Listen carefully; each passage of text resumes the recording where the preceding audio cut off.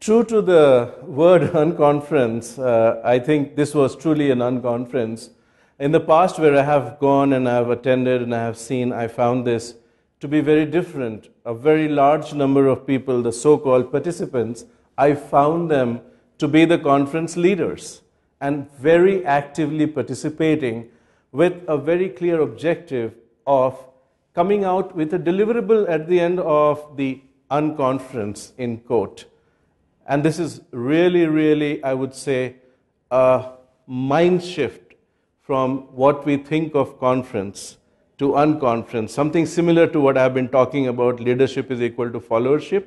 I think this conference was as much a challenging shift in the paradigm from the traditional viewpoint of what a conference is. Extremely active, very enriching, not for just the presenters, organizers, but each participant who attended this.